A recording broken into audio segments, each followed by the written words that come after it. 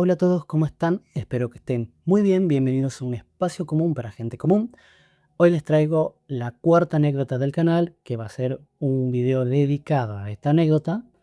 Y antes de comenzar, tengo que avisarles que va a ser un contenido bastante sensible y incluso, te diría yo, difícil de escuchar. Pero aún así creemos que es necesario contarlo porque cada testimonio ayuda a romper con la impunidad y abre un camino hacia la verdad. Porque ya bien decimos en nuestro canal que el problema no es hablar, el problema es callar. Un paréntesis entre todo esto, como ya saben, estas historias las voy a leer para que no se pierda ningún detalle. Pero bueno, eso. Quiero que sepan que esta historia es totalmente anónima, pero es una noticia que ya está publicada y un caso que está sentenciado también. Comencemos. Esta historia se trata sobre una sobreviviente. Una vida que comenzó en Buenos Aires, pero cuyo verdadero calvario se desarrollaría tras una mudanza que marcaría el inicio de una pesadilla sistemática orquestada por los que deberían cuidarla. Bienvenido a un espacio común para gente común.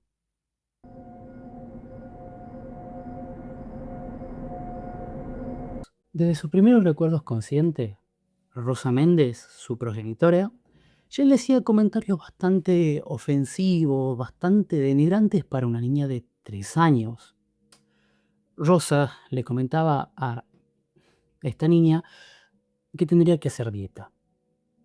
Ese comentario, que aparentemente sería inocente, sería el primer eslabón de una cadena de desprotección emocional que caracterizaría su infancia. La pequeña creció en absoluta negligencia emocional. Rosa, madre soltera, frecuentemente la dejaba con niñeras desconocidas, que cambiaba constantemente, y llegó a enviarla sola en taxi con apenas 4 o 5 años a altas horas de la noche, a casa de cuidadores que tampoco los conocían.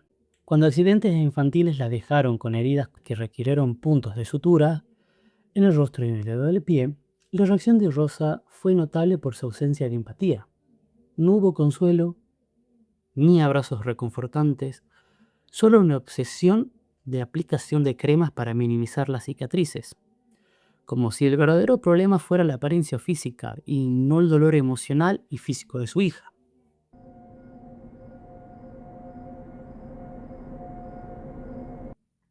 A sus 5 años, la vida de esta niña pareció tomar un giro esperanzador, cuando Rosa conoció a García Fernández. Para una pequeña que anhelaba desesperadamente una figura paterna, este hombre representó inicialmente la realización de todos sus sueños infantiles. La realidad, sin embargo, se revelaría brutalmente diferente. En un plazo escandalosamente breve, apenas 3 meses de haberse conocido, Rosa y García contrajeron matrimonio en 2007. Pero durante esos 90 días previos a la boda, ya se manifestaron los primeros indicios del horror por venir. García comenzó a golpear a la niña con un cinturón en el monoambiente donde vivían, sacándole la ropa para infligirle más dolor. Rosa fue testigo de estos abusos y eligió conscientemente ignorarlos. El carácter patológico de sus propiedades quedó demostrado cuando Rosa casi cancela la boda, no porque García golpeaba a la niña, sino porque él le hizo una escena de celos por haber abrazado a un amigo. El mensaje quedó claro: los celos del hombre eran mucho más importantes que la integridad física de su hija.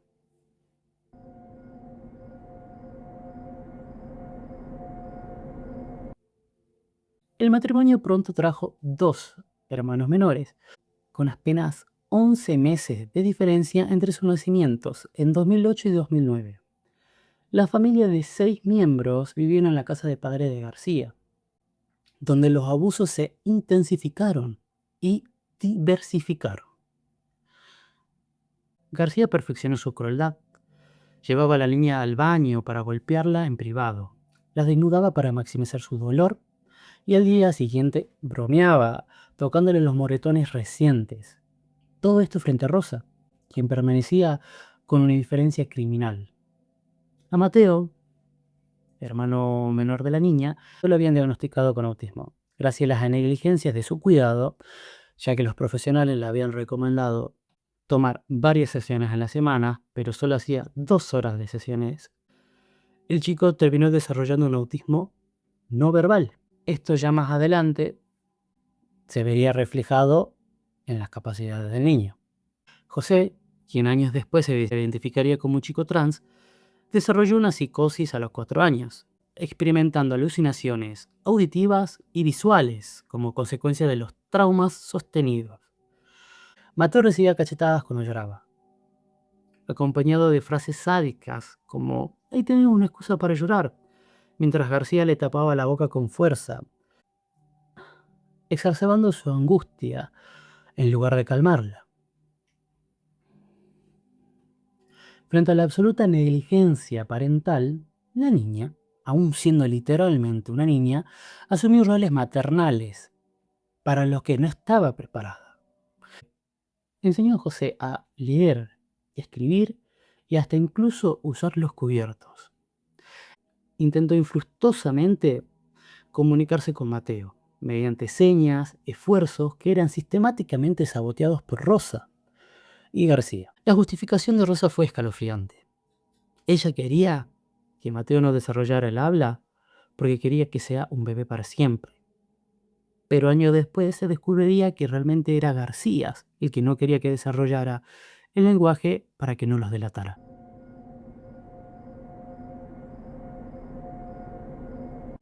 Entre sus 5 y 6 años comenzaron los abusos sexuales con penetración. La mente protectora de la niña enterraría estos recuerdos traumáticos hasta el 2022 a 2023, aunque conservaría esas sensaciones corporales, como por ejemplo el frío de sus manos, la iluminación específica del espacio donde ocurrían los abusos, el estado de shock paralizante que le invadía en el momento.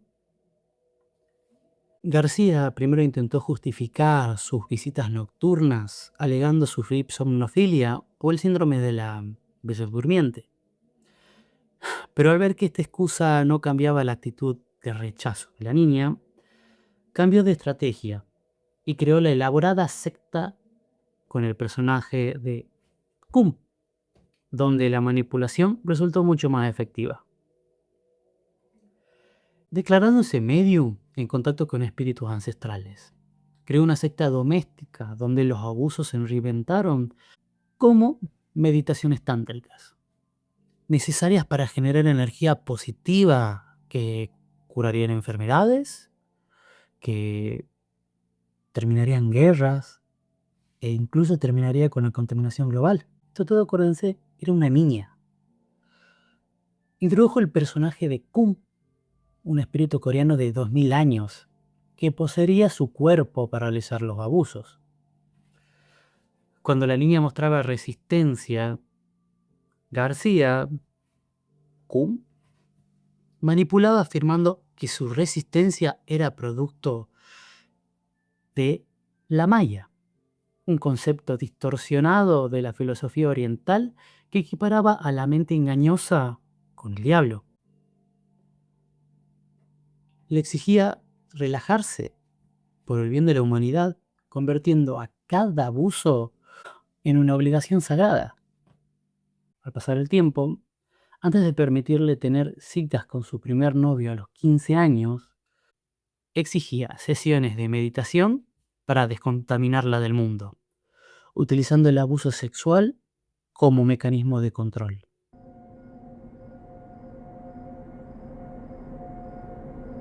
Lejos de ser una espectadora pasiva, Rosa participó activamente en esta distopía familiar. No solo conocía la existencia de esta secta, sino que participaba comprando literatura de filosofía oriental y ocasionalmente meditaba normalmente con ellos. La evidencia de los abusos eran obvias e innegables. García anunciaba las meditaciones prohibiendo la interrupción, pero Rosa frecuentemente entraba a la habitación donde veía la ropa interior de su hija tirada en el suelo y se acostaba cada noche sobre las sábanas húmedas y arrugadas, donde horas antes había ocurrido los abusos que duraban mucho más que una hora. Su complicidad llegó al extremo de tener agendas donde explicaba por escrito que los tres estaban casados y justificaba que el incesto antes era bien visto y que el padre entregaba su hija en el altar porque era su mujer. En el momento más aberrante, cuando García estaba abusando de su hija, Rosa estaba en la misma habitación, siendo tocada al mismo tiempo y en la misma cama, donde su única reacción fue decir que es relajante, así demostrando una complicidad activa.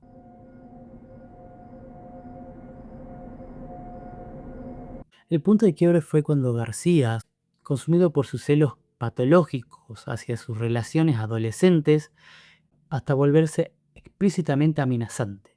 Una noche ingresó a su habitación con una voz de ira contenida que hizo pensar que a la joven que llevaba un cuchillo y que la mataría. Al darse la vuelta, vio que no tenía nada en las manos, pero al escapar de la casa y encontrarse con García junto a la puerta, él mostró un cuchillo tramontina con el que estaba intentando cortarse las piernas. Aterrorizada, contactó a su amiga Carmen, quien insistió en rescatarla inmediatamente. Al escapar del domicilio, se encontró con Rosa en la calle y a través de lágrimas le confesó su miedo de que García la matara. La reacción de Rosa fue vergüenza social, no empatía maternal. Acompañó a su hija para verificar que efectivamente fuera Carmen quien la fue a recoger, disculpándose con la madre de esta última por las molestias causadas. 2 días después, en la seguridad de la casa de Carmen, la joven rompió el hechizo al describir las meditaciones. La respuesta de Carmen fue el catalizador de su liberación. Carmen dijo, eso es violación de acá a la China, dijo Carmen.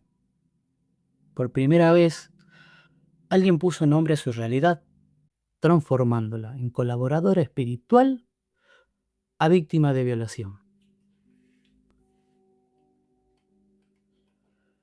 En una jugada estratégica crucial, grabó una conversación donde confrontó a García y a Rosas, donde ella insistía en hablar sobre el tema, donde notaba su preocupación de qué pasaba si quedaba embarazada. De la grabación capturó la admisión criminal de García, donde decía que quedaba fuera. Y la reacción de Rosa, quien solo mostró un cierto fastidio. No te podés poner en su lugar, Manuel. Mira si la dejabas embarazada. Esto confirmando su complicidad y su conocimiento del tema.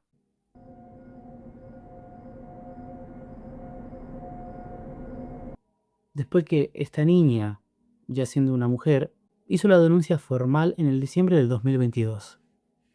Esto desencadenó un allanamiento que rescató a sus 2 hermanos de ese infierno. El escenario que encontraron era desolador. Durante el allanamiento, se encontró una montaña de paquetes de pañales sin usar, que evidenciaban la regresión de Mateo y su necesidad de volver a usar el pañal a pesar de haber superado esa etapa años antes. José había intentado suicidarse múltiples ocasiones a lo largo de los años, debido al maltrato sostenido que sufrió. Su salud mental estaba destrozada por años de abuso. La investigación reveló que Rosa activamente buscaba escondites para García, e incluso solicitar las llaves de una casa familiar en Raco, específicamente para ocultarlo. Cuando el Interpol lo capturó 2 meses después, descubrieron que había estado viviendo en la misma cuadra donde estaba el nuevo departamento donde ellos estaban intentando reconstruir sus vidas. El proceso legal expuso la profundidad de la perfidia de Rosa, acusada de cómplice necesaria con riesgo de 8 a 20 años de prisión. Intentó negociar su libertad intercambiándole por 15 hectáreas de campos de soja. se negó sistemáticamente en pagar la cuota alimentaria completa, y cuando sus propios hermanos, que asumieron la custodia de todos los gastos de los jóvenes, le enumeraron los costos de terapia, educación y manutención, su respuesta fue la máxima expresión de desapego. Nadie les pidió que hiciera eso, dijo Rosa.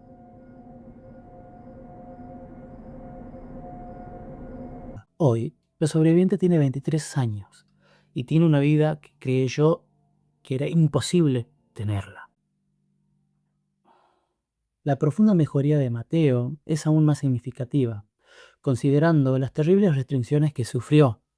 Él no podía comer harinas, azúcar, chocolate, ni lácteos, ni alimentos procesados, solo ocasionalmente huevos. Y era sometido a traumáticos enemas.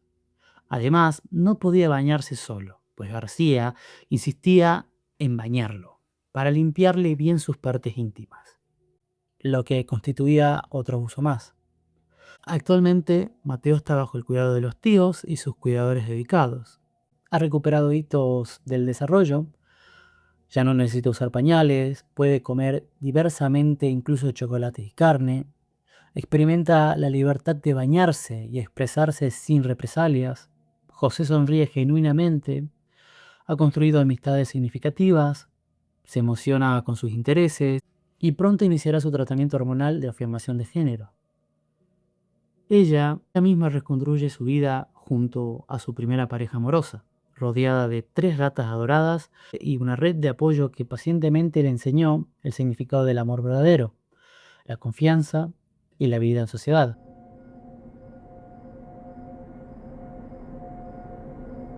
La justicia, tras años de lucha inalcanzable, llegó con toda su fuerza. García Fernández fue condenado a 16 años de prisión por los delitos de abuso sexual y violación.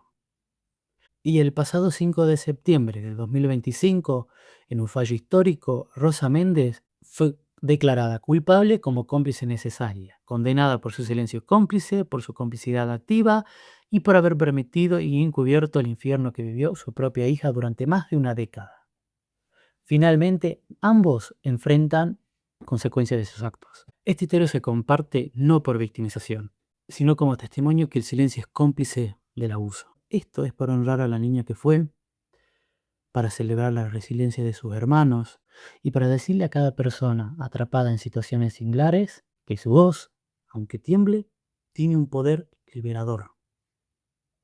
Que del otro lado del miedo existe una vida esperándolos. Muchas gracias por escuchar esta historia. Les tengo que aclarar que los nombres dados de García Fernández y de Rosa Méndez son los nombres originales de los victimarios. El nombre de Mateo y José, y en este caso de la niña, no van a ser dados, ya que se mantiene en el anonimato y por el pedido de la misma chica que me contó su historia. Si quieren saber más sobre este caso, pongan el nombre de García Fernández en Google y les va a aparecer más información sobre el caso. Lo han subido varios portales de noticias. Asimismo, cuando también lean las noticias que están subidas a los foros de noticias, ella va a tener un nombre también inventado para mantener el anonimato. Escuchar este tipo de historias no es fácil, pero es necesario. Porque cuando alguien se anima a hablar, otros encuentran la fuerza de hablar también. El silencio nunca protege a la víctima, solo los agresores. Por eso, dar voz a este tipo de experiencias es un acto de justicia y de esperanza. Que esta historia nos recuerde que siempre es posible reconstruirse y que ninguna herida merece ser escondida. Muchas gracias por el espacio.